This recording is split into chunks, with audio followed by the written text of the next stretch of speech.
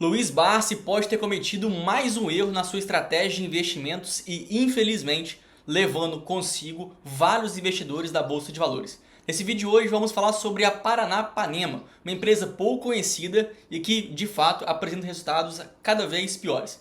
Vem comigo assistir esse vídeo até o final para você saber quais são as estratégias que o Luiz Barsi adota e como você pode proteger o seu patrimônio a partir disso. Eu sou Gabriel Bassotto, sou especialista em renda variável e analista-chefe de ações pelo Simpla Club. Se você gostar desse material, considere se inscrever aqui no canal, dar um like nesse vídeo, porque assim você pode me ajudar a crescer e a distribuir esse conteúdo para mais investidores. Então a sua ajuda é muito importante para mim.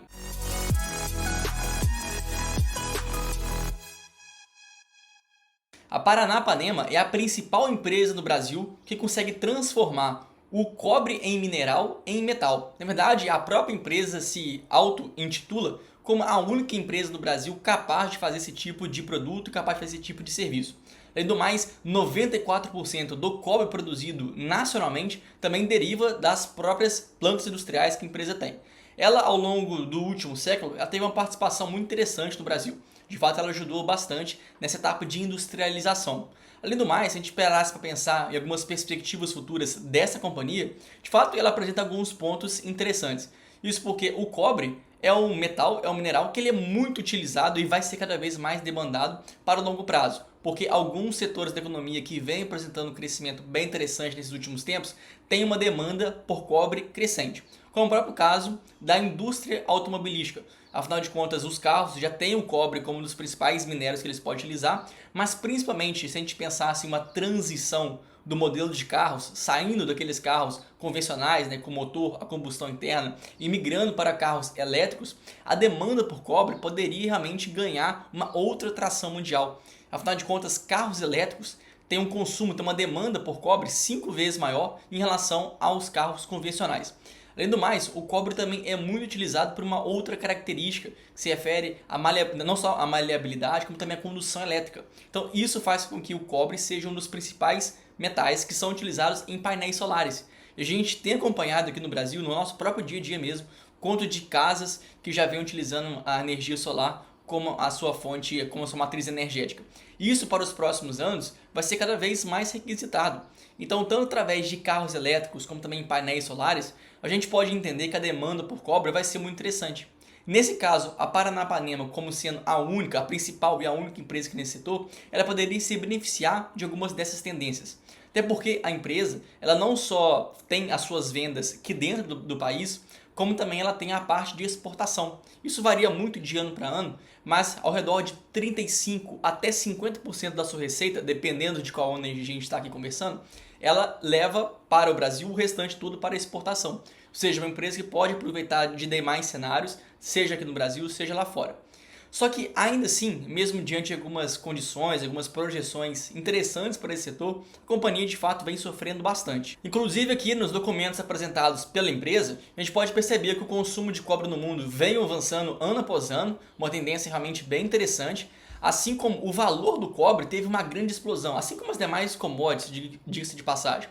Mas o cobre também teve uma explosão no seu preço em 2020, quando houve a pandemia e houve aquela quebra da cadeia logística global. E junto à valorização do cobre, a gente também viu que o dólar também se valorizou muito desde então. Então olha só, a princípio a gente poderia esperar que a empresa tivesse números melhores do que ela conseguiu apresentar recentemente. Afinal de contas, a commodity subiu bastante de preço, conforme a gente pode mostrar aqui no gráfico, como também o dólar subiu bastante. Então isso poderia produzir um efeito no seu faturamento que seria muito positivo. Mas ainda assim a empresa não foi forte o suficiente para se blindar em relação a ruídos e a resultados ruins. Diante disso, a empresa então finalmente protocolou seu pedido de recuperação judicial para tentar ganhar um fôlego e tentar renegociar algumas dívidas com seus credores. A recuperação judicial é uma etapa pré-falência.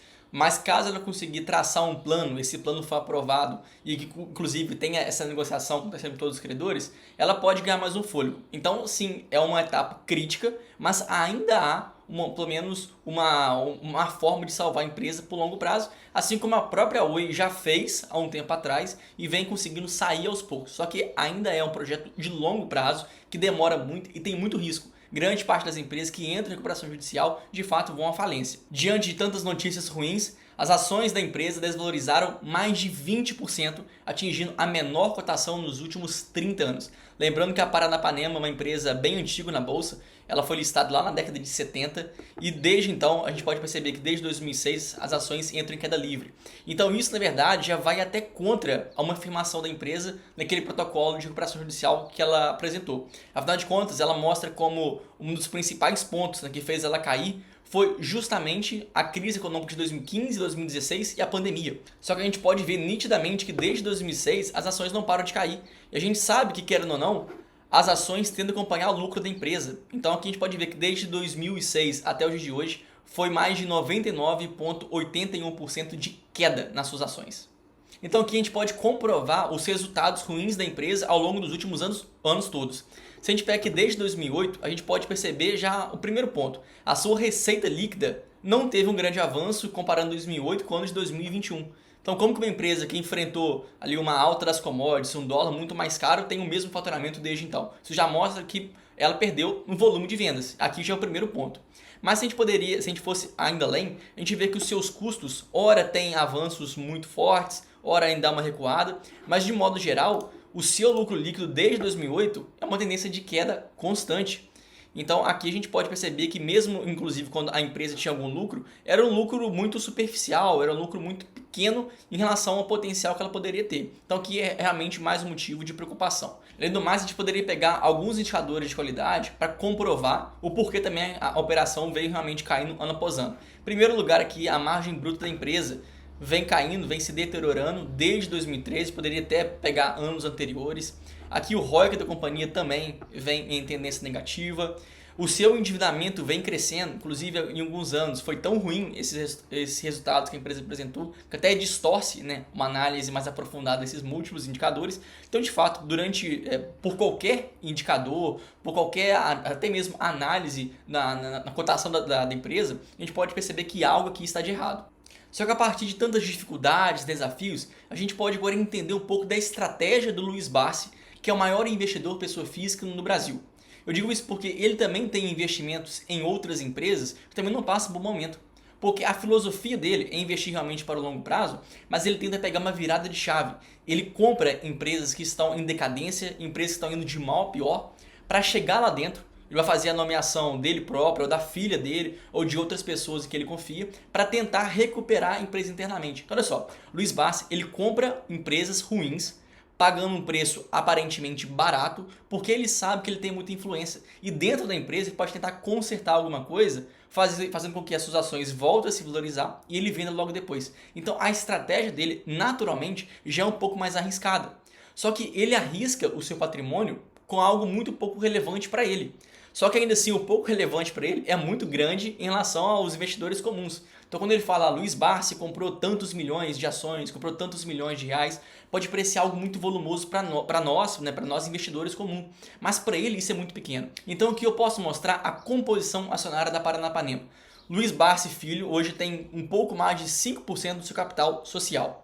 Isso considerando uma empresa que tem um valor de mercado ao redor de 200 a 200 e poucos milhões de reais, uma empresa realmente muito pequena, inclusive uma das menores da bolsa em termos de valor de mercado, isso daria algo ao redor de 0,4% do patrimônio do Barsi. Ou seja, se a empresa de fato vier a falir, isso não vai ser nada para o seu patrimônio. A gente poderia ir até além. Afinal de contas, a IRB, um outro investimento que o Luiz Barsi fez, inclusive está aqui nesse vídeo, também não se mostra muito interessante. As ações desde então continuam caindo bastante, tem uma desvalorização também de quase 100%, ou seja, quem colocou dinheiro lá no começo, lá no auge da empresa, está tendo um rombo gigantesco. As ações agora tiveram que fazer uma emissão de novas ações para tentar se capitalizar, houve uma diluição da base acionária, agora tenta fazer um agrupamento das ações para tentar voltar a um preço fictício, né, sabendo que seria apenas um preço de tela, enfim. Problemas estão aos montes e o Luiz Barsi quer ter contato com esses problemas porque ele sabe que pode existir uma virada de chave. Mas para o investidor comum é muito importante que você entenda e não simplesmente copie a estratégia de um investidor que de fato é um investidor de sucesso. mas porque essa estratégia vai de acordo com uma pequena parcela do seu patrimônio. Então nada aí de você colocar todas as suas economias, todos os seus investimentos nas mesmas empresas que o Barsi tem e que o Barsi divulga. Afinal de contas, ele tem interesse por trás daquilo e geralmente se você for simplesmente acompanhar uma tese que não faz parte do seu perfil como investidor, você vai perder dinheiro e pode ser, inclusive, que seja difícil você recuperar esse dinheiro dentro da bolsa de valores por talvez você não ter uma outra fonte de renda tão boa quanto você tem nos seus aportes. Então, muito cuidado, simplesmente copiar estratégias de pessoas que simplesmente gostam de arriscar um pouco mais nos seus investimentos. Então, se você aqui gostou desse vídeo, você entendeu o que é esse vídeo, eu peço que você devolva através de um like nesse material, uma inscrição no canal, mas que você pode ajudar a distribuir esse conteúdo a mais investidores que também podem estar perdendo dinheiro por causa de estratégias mal elaboradas, de estratégias que as próprias pessoas não entendem e não concordam. Então, me ajuda a distribuir esse conteúdo aqui para mais investidores. Eu espero muito que você tenha gostado desse material. Eu espero você lá no próximo vídeo. Muito obrigado e até mais. Valeu!